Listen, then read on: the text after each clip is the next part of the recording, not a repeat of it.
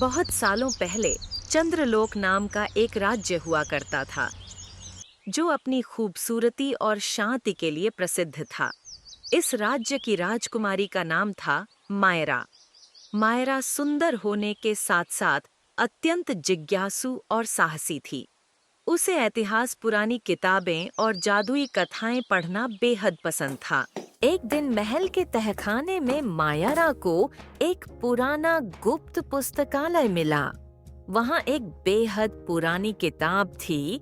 उस पर लिखा था, समय का दर्पण जो देखे वह भविष्य को बदल सकता है, लेकिन हर बदलाव की एक कीमत होती है। मायारा की जिज्ञासा बढ़ गई। उसने किताब को पूरा पढ़ा और जाना कि महल के उत्तर दिशा में एक छुपा हुआ मंदिर है, जहां काल दर्पण यानी टाइम मिरर रखा गया है। रात के अंधेरे में जब सब सो रहे थे, मायारा मंदिर के उस जादुई शीशे के रहस्य के बारे में ही सोच रही थी। उसे नींद नहीं आ क्यों ना रही उस थी। रहस्यमयी शीशे के पास जाकर देखा जाए। मायारा अकेले मंदिर की ओर निकल पड़ी। रास्ता डरावना और कठिन था। झाड़ियों में आवाजें, झील के ऊपर धुंध और अजीब प्राणी उसकी राह में आते रहे। यह जंगल कितना भयानक है और यहाँ कैसी कैसी आवाज आ रही है। मुझे तो अब डर लग रहा है।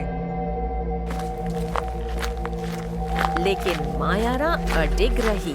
अंततः वह मंदिर पहुंची। वहां बीचों बीच रखा था चमकता हुआ कांच का दर्पण। जैसे ही मायारा ने उसमें झांका, उसे भविष्य दिखा।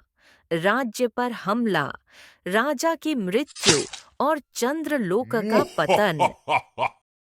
मायारा डर गई, लेकिन उसने ठान लिया कि वह भविष्य को बदलेगी।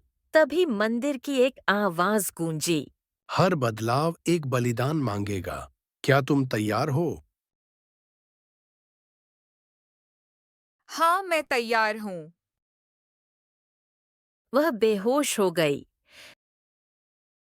अरे, मैं तो उस मंदिर में थी। मैं यहाँ कैसे आ गई? जब वह उठी तो वह 3 दिन पहले पहुंच चुकी थी, समय में पीछे।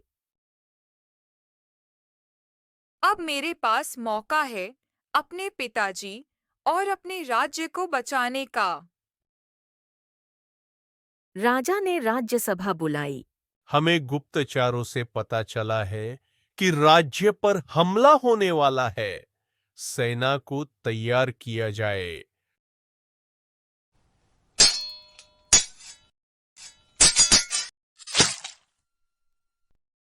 अब मायारा ने राजा और चंद्रलोक को बचा लिया, लेकिन मायारा खुद को भूल चुकी थी। समय को बदलने की कीमत यह थी कि अब कोई उसे नहीं पहचानता था।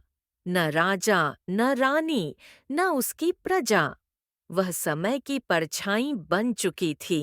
मायारा अब जंगल में रहती है, मगर हर बार जब संकट आता है तो रहस्यमयी रूप से एक लड़की आती है, सबको बचाती है और फिर गायब हो जाती है।